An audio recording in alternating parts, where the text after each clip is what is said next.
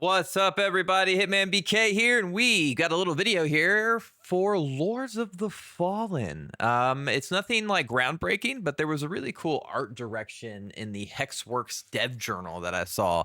I really wanted to share it with everyone. If you haven't seen this, or if you're just not involved with the news and you missed out on this, it's really cool to see all the work that they put into this game. And they wrote some stuff on it as well that I can read out. Yeah, I mean, like this, I cannot wait for this. We are very close. Hope everybody is enjoying everything we have going on in the channel here. If you do, it really helps me out. If you guys like, subscribe, and comment, let me know if there's anything you think we should cover or talk about, because I will gladly do that, and come join the Filthy Casual Club over on Discord, links below. A lot of really great people in there. We're all just hanging out. We're playing Remnant. A lot of us are looking forward to Lords of the Fallen, and we actually all got pretty involved in the first Descendant. That was kind of a fun game. Either way, thank you all so much for hanging out. Let's get right into this.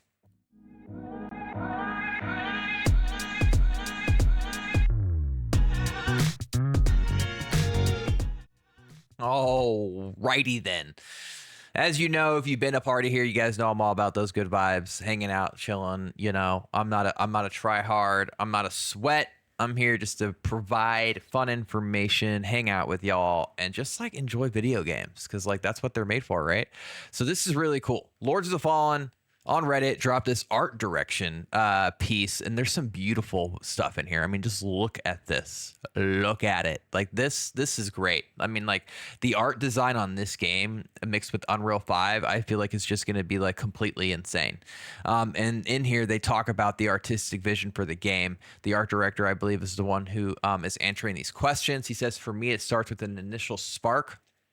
When I started working on Lords of the Fallen, we had the lore legacy of the original 2014 game. Sidebar, I'm going to start streaming that game probably next week leading up to the launch of this, just to get a full playthrough in. Nothing like real crazy. I think it's going to take us just maybe 10, 15 hours. I did this with Remnant, and I'm going to definitely do it with Lords of the Fallen as well.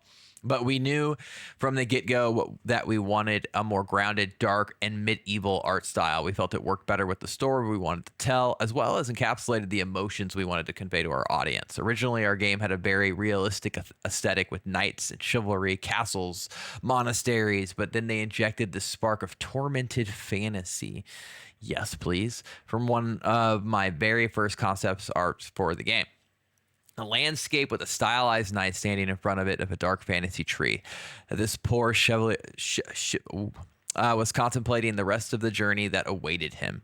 And from that image, we realized we could open our world to a more allegorical style with its moments of extravagance and magic. So this looks like that was his original kind of like mood piece that they ended up throwing off of. On top of that, they explored the ideas for Umbral, the realm of the dead, which opened the gates to themes of cosmic horror and Lovecraftian creatures, and further solidified the tormented dark fantasy style we were looking for.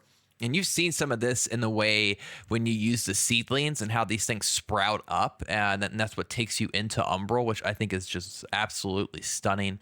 Again, high praise to the art direction team here. They really did quite a good job.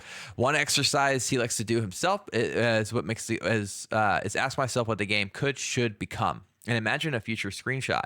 At first, this image is very blurry in mind, a bit undefined, personal references, but the more he develops, he gets to the moment where he can say to my colleagues, like, wait, guys, I think I've got it. For Lords of the Fallen, my imagined screenshot was that of a knight wearing heavily rusted armor and a skull-spiked helmet, carrying a sword wrapped in thorns, walking down a candlelit corridor with walls covered in blood. Underneath his footsteps, white lilies and gray moths were growing out of the ground. That sounds so cool. This vision actually followed me most of pre-production and became an internal joke, like that I was the guy adding skulls, blood, and candles all over the place. But I guess when you have a vision, you have to stick with it, right? So that's just awesome. And designing the worlds of Lords of the Fallen. So he thinks the most important part for him in the design process was to set a clear direction. So for this purpose, his art direction rested on a number of high-level pillars before refining those into themes into systems and personal references.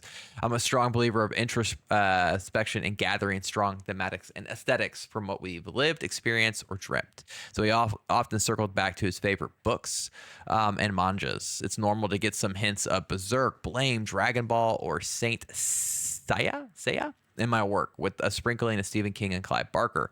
And you can kind of see like where they were looking for this in terms of darkness, torment, fantasy, the Umbral, Rogar, Radiant realms. I also articulated the idea of a thematic triangle where each of the corners represented a strong pillar of the game's art direction: torment, darkness, and fantasy. The three main drivers and gods of the game are placed on each edge of this triangle, combining at least two pillars. So in Lords of the Fallen, the Radiants represent the torment fantasy, the Rogars are the darkness fantasy, and the Umbral stand for darkness torment. That's the undead realm. This triangle became a tool for me to evaluate each artistic creation for the game. If it fell within the triangle, I knew the asset was on the right track. Refining those pillars with more precise systems constituted the biggest task of the pre-production phase. It was about discovering the visual language needed to enable these pillars to shine and the references to rely on. For example, the Umbral realm was strongly influenced by the twisted artist Geiger, and oh man, this man has got some strong inspiration from people I don't know how to pronounce their names, but it became fully realized after injecting some imagery from the performer Olivier de Sagazan. I mean, like, y'all, he's like full on telling you where this came from, and unfortunately I am butchering these people's names. Such reference are a strong point to start with, but the more you create art for the game, the more those developed concepts become central for your universe, right up to the point where you don't have to search for references anymore. And an example of the sub-themes and how it was realized in the game's art direction is they wanted to make a strong ambiguity. I'm sorry, y'all. Look, I'm human, and some words are honestly hard for me to pronounce. So by all means, make fun of me in the comments. I'm not going to do it. I can say it in my head, but I can't get it out of my mouth. Between religion and fanaticism, especially along the holy sentinels of Horus. To represent this madness visually, they focused on blood and thorns, but also accumulation. So instead of having a pair of candles on an altar, we covered it with wax and had the candles grow like roots on each corner of the church. We even covered the shoulders of our characters in wax. This idea came to me when I remembered visiting a small chapel in France as a kid. There was an alcove where prayers could be made by lighting a candle under an old mural. It seemed nobody was actually taking off the consumed candles there. People were just piling up candles after candle on a mountain of melted wax, and that image flew from his memory right into some of the locations, or a location on Lords of the Fallen. So how did they breathe life into Morningstead with your team? If the art director is a fair participant in the overall direction of the project, then it goes without saying that there's nothing without a great team around them. So the key word of this is collaboration and trust. And I believe that goes both ways. The art director is just a compass setting a long-term direction for the ship to sail, and more or less checking the map from time to time. The crew, each of the individual artists and team members, are the true heroes guiding the ship forward. It was clear early on there would be a lot of things that I had to delegate. In a project of this size, the collaboration and validation between directors, leads, and colleagues is primordial, especially in a fully remote company like Hexworks. That's really incredible too, y'all. I mean, fully remote companies, especially in game development, is not easy to pull off. So that's pretty awesome. Pragmatically, this trust goes both ways. Each design or new concept goes past my eyes, but likewise, any good idea or proposal from a collaborator can be taken and developed further if it fits within the art direction. I strongly think I have my own artistic affinities and flaws. For example, I'm a better character designer than an architectural artist, and therefore I have to rely on our environment and lighting artists to achieve our goals. So he's also explaining how essentially video games are made. You have people who are good at one thing, right, and then the people who are good at another thing, and they come together, and that's how you design a video game. It's honestly quite an impressive process, which is why I also will always lean on the side of developers when delays are hit and bugs, and where we are at today in terms of video game design is just so much further along than we ever have been, that I think we all need to give a little pause and appreciation to the artists and developers for what they're creating today. All this is to say that his day-to-day work during pre-production and production was mainly doing paint overs and sketches, annotations, and briefs. Those briefs are actually one of the most important parts of the job because you're setting the vision for the artist in a few chosen words, references, and sketches. There are moments where I would take the decision of the name I can't produce, who's the executive producer and head of the studio, and Cesar, I also can't produce, the creative director, and translate them into a visual language for the rest of the art team. I usually write these briefs alone. They're like a secret pact between me and the artist. That way I can combine the mandatory elements of storytelling and gameplay, and at the same time make sure the overall direction is focused towards the emotion or resonance I want to achieve. And this is how we respect and this is how we respect the delicate balance between gameplay, story, and art. Yes, again, a new magical triangle. And here's some more designs you can see that they were drawing up, and even some notes on there. All blood elements can become incandescent and radiant. These are even notes on there's blood on the wings, blood on the blade, blood on the armor, blood on the faces. Man loves blood.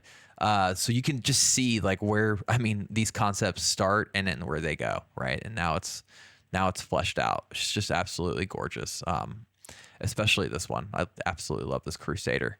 In the end here, he says it's important to mention that he was strongly supported by Javier Lara, our art manager. His role of directing, managing the artists and art production meant I could fully focus on creativity and reviewing. I was very lucky to have such a liberty of action and to be able to put my brain to its best use, finding creative solutions that would push the project forward. In terms of painting and design, I have a personal mantra. Mood goes over structure. This means I can always favor a concept that brings me emotion rather than perfect detail accuracy. Composition, storytelling, silhouettes, and mood are my best tools to articulate art direction. Of course, it can be pushed into the smallest, tiniest detail. Please add a skull here, add a bit of rust on this gauntlet. But I was always confident in our art team that they were the experts to get into the deepest details of our assets. Again, they are true heroes of this journey. In light, we walk, and he finished with this photo. Really cool. I mean, it's nothing like game breaking, right? Nothing that's gonna like shatter like all the news on the internet. But I love this dev journal, and I love to always get a little peek behind the scenes on how assets and game creation come together. I really think Lords of the Fallen is going to shape up to be quite very impressive and good Souls-like. We already have Liza P, which I think some people have even said that if Lords doesn't show, they'll go Liza P. But I actually have faith that Lords of the Fallen is going to be quite the game come October. I believe 20th is the date. So I'm Hitmanbk. Thank you so much for watching this. Make sure you guys like, subscribe, and comment. I'll continue to update everyone on what comes out via Reddit or their tweets. And yeah, come on, come hang out. Come join the Filthy Casual Discord. And until next time, hope you guys have a wonderful week.